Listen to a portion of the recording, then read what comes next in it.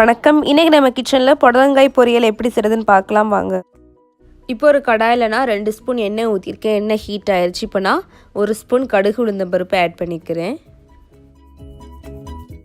இப்போ நான் ஒரு பெரிய வெங்காயம், 2 காய்ந்த மிளகாய், கொஞ்சம் கருவேப்பிலை ஆட் பண்ணிவிட்டு நல்லா வதக்கிக்க போகிறேன். புடலங்காயை நல்லா இந்த மாதிரி நைஸாக கட் பண்ணி வச்சுக்கோங்க. இப்போ வெங்காயம் நல்லா வதங்கிருச்சு. நம்ம புடலங்காயை ஆட் பண்ணிவிட்டு அதையும் நல்லா வதக்கிடலாம். வெங்காயத்து கூட சேர்த்து நல்லா மிக்ஸ் பண்ணிடலாம்.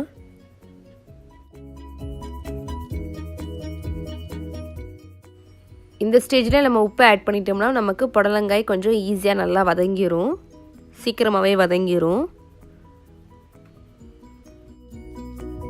2 மினிட்ஸ் இப்போ நம்ம மூடி வச்சிடலாம். இப்போது 2 மினிட்ஸ் ஆயிடுச்சு, நம்ம ஓப்பன் பண்ணிடலாம். பாருங்கள், புடலங்காய் எல்லாமே நல்லா வதங்கிடுச்சு பாருங்கள்.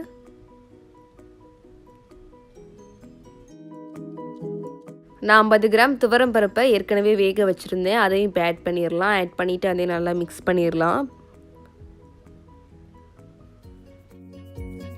இப்போ நம்ம எல்லாத்தையுமே நல்லா மிக்ஸ் பண்ணியாச்சு. இப்போ நம்ம இது கூட தேங்காய் துருவல் ஆட் பண்ணிக்கலாம். நான் ஒரு 2 ஸ்பூன் தேங்காய் துருவல் ஆட் பண்ணிக்கிறேன். ஆட் பண்ணிவிட்டு நல்லா மிக்ஸ் பண்ணிட்டீங்க அப்படின்னா நமக்கு சிம்பிள் அண்ட் ஈஸியாக புடலங்காய் பொரியல் ரெடி ஆயிடுச்சு. இப்போ நமக்கு புடலங்காய் பொரியல் ரெடி ஆயிடுச்சு. ரொம்ப சிம்பிள் அண்ட் ஈஸி தான், ரொம்ப டைம்லாம் எடுக்காது, நம்ம டக்குன்னு செஞ்சிடலாம்.